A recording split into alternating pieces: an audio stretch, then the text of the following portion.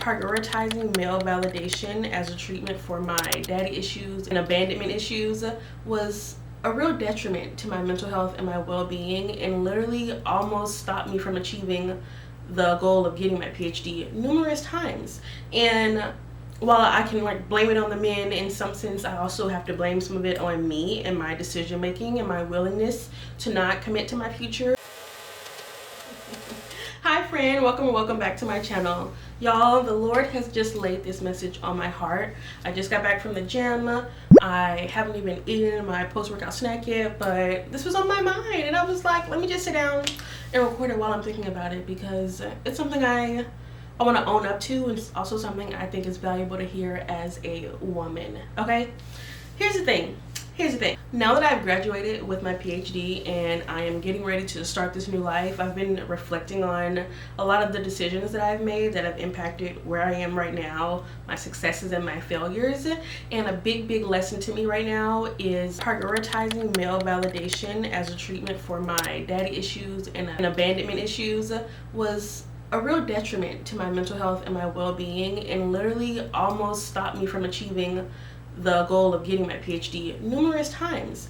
And while I can blame it on the men, in some sense I also have to blame some of it on me and my decision making and my willingness to not commit to my future. And so I just want to talk about that, like the ways that I sabotaged myself by choosing men over myself, and how that's something I see a lot of young women do, and how I did it a lot, and how it's not something you can always walk back. So if we can be honest about these decisions and how they impact us, then maybe we can all live happier, healthier, more authentic lives.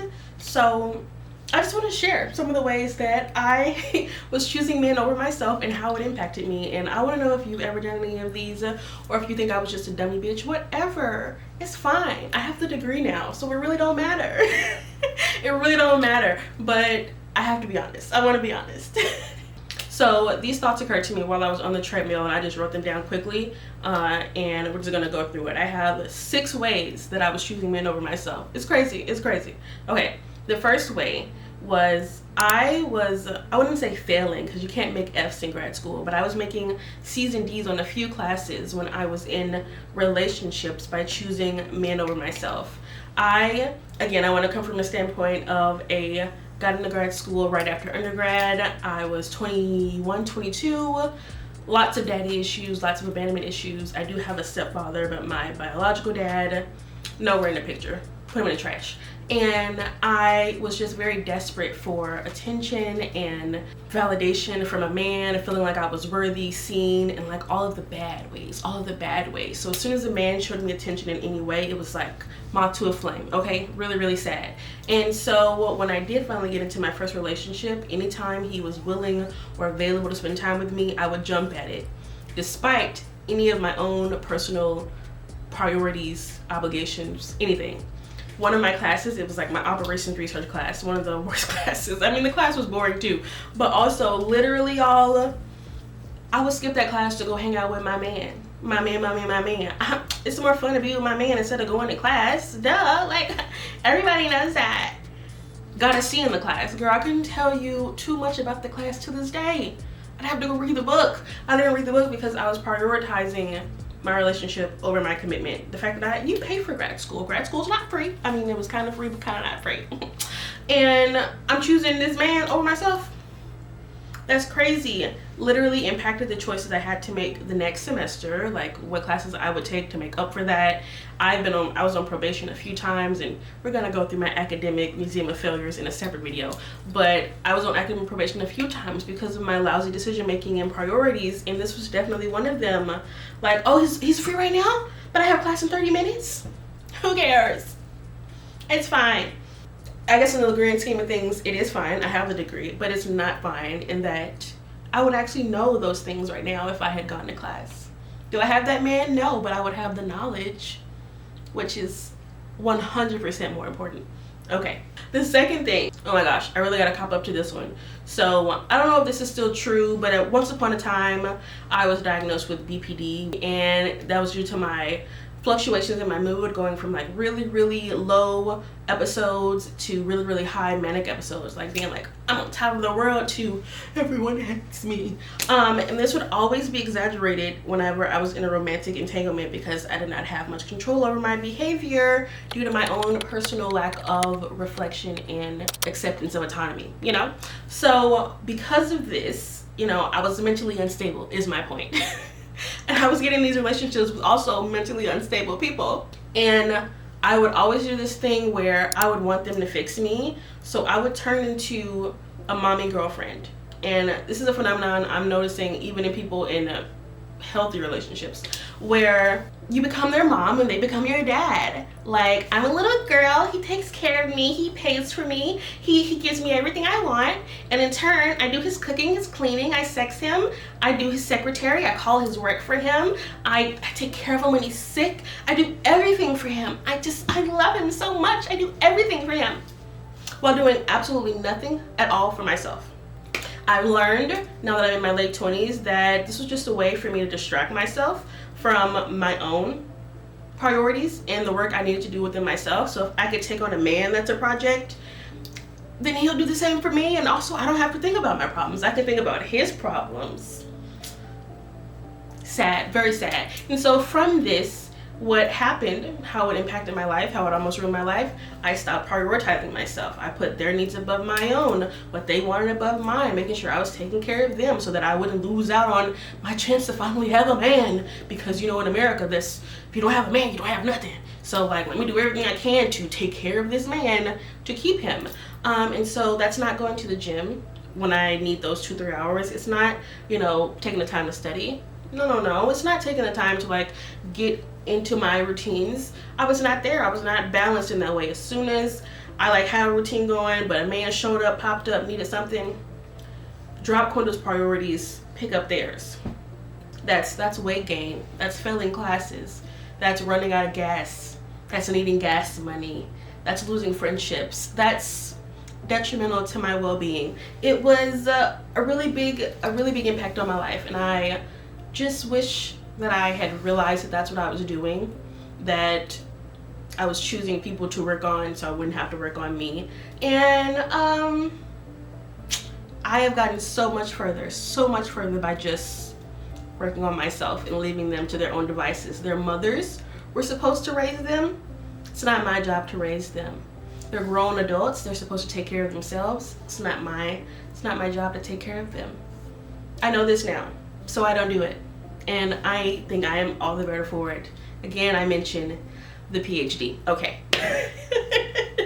Third thing that impacted my life and my well-being detrimentally was the way men would introduce triangulation into my life to make me compete with other women and try to ruin my self-esteem, which was already fragile to begin with, which was already at a like, you know, wonky state, if you wanna use those words. So let me begin by saying, like, think of the messiest person you know. The messiest person you know. Is it a man? Let's just be honest about that. Like, and also let me explain triangulation. It's when someone is like, wow, your brother is so good at those things. I wish you could be that good at that. Oh man, my ex, she was the freakiest, nastiest woman ever. If only you could be like her.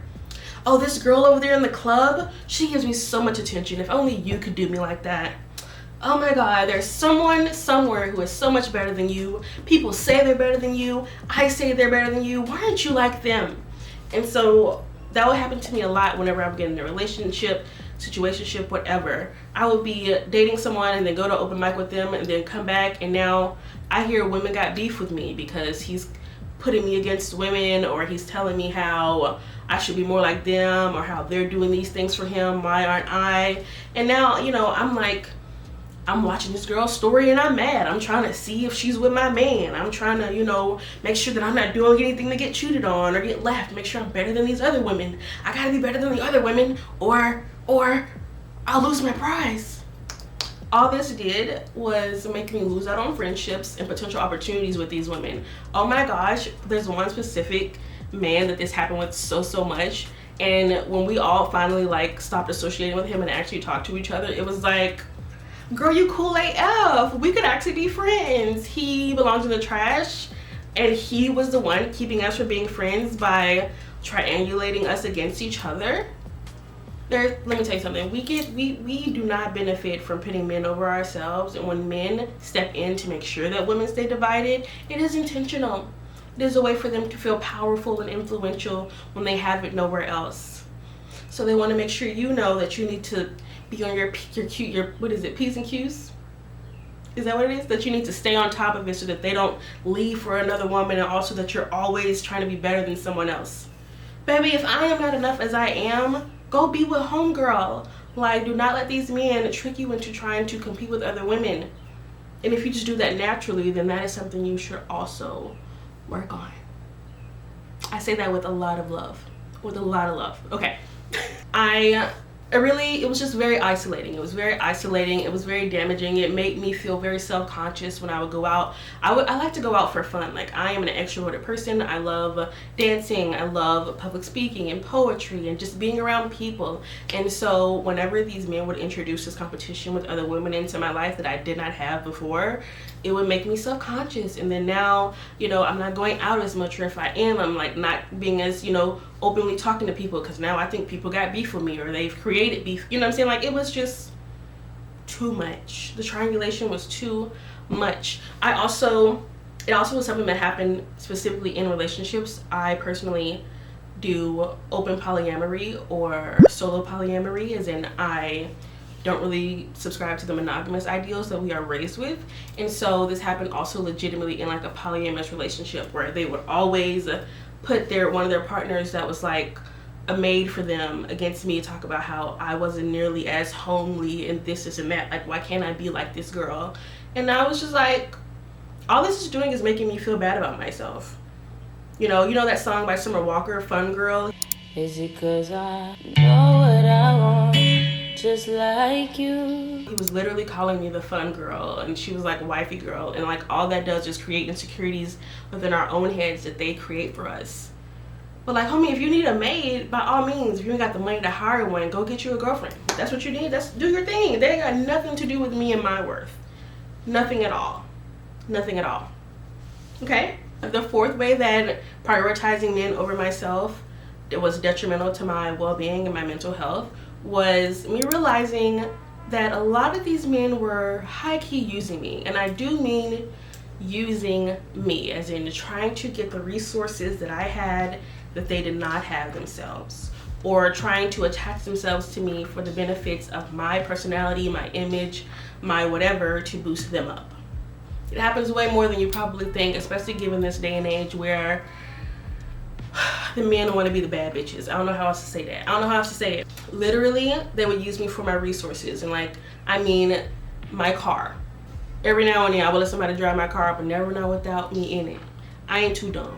I wasn't that dumb. But they would try to use me for my car or my camera or my money or my apartment or my family and my time and support, because they don't have any family or any support. I said that. So they would also be using me for my energy, my lovely spirit, my optimism, things that they did not have on their own that they needed to get from somewhere else. So they would attach themselves to me so that I would supply the optimism, the love, the support, the pouring into them that they are not getting anywhere else, that I would supply my car and pick them up or let them drive me around, or how they could spend the night at my place because they can't pay their own rent or find their own place to live. You see where I'm going? You see where I'm going? Where that's detrimental, y'all. Ooh, shout out to having people in my corner that will listen to me and tell me when I'm being dumb, because one man almost tried to get me to let him literally borrow my car when he had no license for weeks so he could pay his rent through DoorDash, after he had burned the bridges with all the other people he was using. And I was so close to doing it, but because I'd already learned that lesson and I had people in my life being like, why would you do something so stupid? I didn't do it. So shout out to my friends. Shout out to my friends for telling me that like I am smarter than that. And there came a point where it felt like being used, like it felt transactional, where I would sit and I would think, okay, he's having sex with me. What else is he doing for me? But what is he getting from me? He's getting all the things I just listed. That's not a fair trade. whatsoever. Like, that's not how this works. Also, relationships shouldn't be transactional. They should be based on connection and feelings and love, but whatever. This was detrimental to me. It would waste my gas, it would waste my money, it would waste my time. They would be literal energy vampires. It was just a hard no for me. And I would choose these things because I said, again, anything to keep that man around so that I can say I got a man, or so that I have somebody to have sex with, because sex is so important that I just gotta have it. Can we tell that I'm in a different place now that I'm in my late 20s? They're probably already just so different, and I really probably wouldn't have learned some of these things if I had not have gone through it. So I'm just sharing because we all make our own decisions. We all have to learn how we want to, and I've unfortunately always been the kind of person to learn through experience. But maybe by telling you this, and maybe some other people in the comments telling you this, then maybe you will avoid some of these mistakes of letting people use you this way, because it was definitely a letting. Because like I said, when he asked again, I said no. When I started realizing what was happening, I took some of that power back into myself and did not let people attach themselves to me so they could get benefits that I have worked so hard to maintain and to have. I've worked very hard for the skills that I have, and you just want to mooch off them because you're fucking me. That is the only tool a lot of men have. It's the only skill a lot of men have, is sex, and they use it any kind of way they can. Please do not let them use it against you. Similarly, definitely have almost gotten trapped. People always talk about, like in movies and things, how women trap men, and I'm not denying that that exists as an issue. I'm sure it does somewhere, but in my life it has been the reverse of people trying to trap me. They're trying to get me pregnant. If you don't know, I don't want children. I've never wanted children. I'm going to be the rich auntie. That is me. That is my vibe, and I've been vocal about that with every partner I've ever had. And yet partner with men who are anti-choice, partner with men who shame women that are single mothers, partner with men that don't support women's rights. If you are partnering with someone who does not support those things, that says a lot about you, and I learned that about myself. Like, how down am I really for these values if they don't hold up in my interpersonal relationships? I can post all the infographics, I can say all the smart things, but if I don't abide by these values in my relationships, how much do I believe in them? If I'm letting myself be with someone every day who thinks like this, how much do I believe in those things if I have to hear their rhetoric, see the impact in the people of their lives, but I'm supposed to stand on this? Let's sit and think about that, you know? And if I had actually fallen pregnant or stayed with any of the people who wanted me to have their children, the misery I would be in. Oh, the misery I would be in. Misery. Oh, thank God for birth control. Thank God for abortion. Thank God for the limited health care we do have. So grateful I was born in the modern times, because these men will attach themselves to you and then try to hook you with that baby, so they have you and your family and your resources at their disposal for the rest of their life. And now they also feel they have ownership over you because y'all have a child together, so they can tell you what to do because of the child's benefit. I peep game, I quit the game. You understand? No thank you for me. Okay? Similarly, point number 5 in the ways that choosing men over myself was detrimental to my well-being and my health, my mental health, was really internalizing the shame that the patriarchy, and aka men and their values, use to shame women and try to control us. Let me just, I quoted some of the things that I've heard men say. One man said to me, if you don't start acting right the way I want you to, you're gonna miss out on me, and when I get big, you're gonna be real sad. He ain't big yet, girl. I ain't missed out on shit. Oh, okay, but I was supposed to do what you said. All right. Someone else said to me, you're running out of time. You're almost 30. You know, you die at 30. And so if you haven't gotten a man by then your life sucks. Baby, how old are you? Oh, okay. Right? And I've also heard nobody likes to use women. So if you don't lock yourself down now, then you're going to be just an old hoe. Be an old hoe with money. You old. Do you have money? Yeah, oh, okay. And also because a lot of women get more play than men, but we ain't gonna get into that. I've also heard, oh my God, this is a good one. That degree won't keep you warm at night. My degree allows me to get paid more than you, so I keep my heat on 75.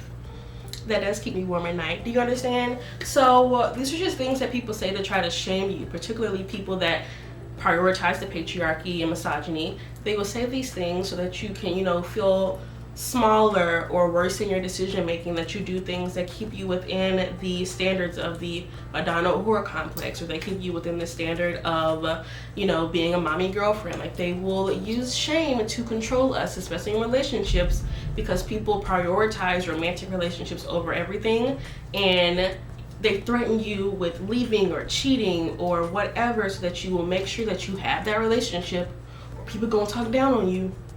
They're gonna talk down on you, or I'm gonna talk down on you now, so you know that if you don't stay, you're gonna be in trouble. It's all shame, and it has worked for a time, and all that did was make me stay in unhappy situations. It made me stay with people who were using me. It made me stay with people who were manipulating me. It made me feel worse about myself. And yet, I internalized it for some time, where I would be so down bad about what they might think of me, or what people might think about me not being in a relationship, or XYZ. Like, that shame is it's so easy to internalize, especially when it's like infidelity or betrayal or stuff like that. Like, people will put the shame on the woman when it's the man's shame to carry. I've let the shame go. I don't let people shame me into making decisions by belittling me or telling me what I will or won't have if I don't make the decision they think is best for me. I make my decisions. I live my life. I am in control of what I want and, shaping my future. So I'm going to base my decisions off of what I think is best for me, not what you think is best for me. And so many men in the relationships that I was putting myself in were the kind to try to shame me into being with them. Basically, like, using the power of the importance of relationships to bend me to their will. Thank God I did not succumb to that, or I would still be in those unhappy situations. The sixth way that prioritizing men almost ruined my life and was detrimental to my mental health and my well-being was the fact that they would almost always, up until this point, I have become wiser through these experiences, so this is not still true for me to this day, but there were the men I was choosing to be with, those projects, those men that I felt would, prioritize me in certain ways, would always bring chaos and inconsistency into my life, either because they themselves were chaotic or because their lives were chaotic. And when you are in an intimate relationship with someone, that will rub off on you. Their energy, the things that happen to them, those people will be introduced into your life. That brings chaos. Also, because I was choosing projects, they weren't always great people, and so they would be inconsistent. In a time, grad school, when I needed consistency more than anything, I would always try to build it up for myself. And then here comes a man wrecking all the progress I had made with the consistency in my behaviors, my routines, my whatever. And I would let them, because I needed one so badly. I needed the male validation to prove to myself that I wouldn't be abandoned, that a man could love me, that I would choose him over myself, even though their chaos and their baby mamas and their exes and their lack of money and financial control or sexual control or, lack of ambition, like, all of these things would rub off on me and impact me and make me less ambitious, make me feel more depressed, make me more anxious, make me less optimistic, because all I'm hearing about is the negative, negative, negative. Specifically in the way that many men would try to unspoil me. If you don't know, I grew up with a ball daddy who gave me what I want and who told me to never raise a man, okay? And so I'm used to getting what I want, whether that's by my parents providing it to me, or me providing it for myself, or me creating it for myself. So I live in a world where I get what I want. And men would see this, who don't get what they want, and come to my life and be like, you can't get what you want. Who the hell are you? Who the hell are you to say that to me and tell me what I can and cannot get? They would always come in on that energy of like, everyone can't get what they want, so I'm going to show you that you can't get what you want by being inconsistent, by showing you that you can't get what you want with me. Not with me, you can't get what you want. And why are you here? Why would you want to be with someone who you wouldn't want to give them what they want? Why would I stay with someone who doesn't want to give me what I want? I just don't understand. I don't understand why they thought that would work. But it has happened so frequently. And I would feel the effects of them not giving me what I want, not talking to me when I wanted to, not spending time with me when I wanted to, not wanting to watch what I wanted to watch, not wanting to show up in the ways that I request just because, like, who says you're in control? Who says you can get what you want? So controlling and manipulative, and also you're not the boss of my life. Again, something I have come to learn, and why I started my channel, because I know now that I have so much more control over my life than I was giving myself credit for. I was handing my power away to other people in my relationships and in the choices I was making because I wasn't courageous, brave enough to take responsibility for myself. I was pushing it off on other people, and I didn't want to be the kind of person who didn't have it figured out so someone else can do it for me. I just didn't want that responsibility, and it was detrimental to myself every single time. Now I know that I can choose better for myself, even if that means being by myself. That is so much better than the chaos, the inconsistency, the transactional relationships, the lack of reciprocity, the unfocused way of living, the lack of intention that I was somehow always end up doing by not prioritizing myself. Not saying it's impossible to prioritize yourself in relationships.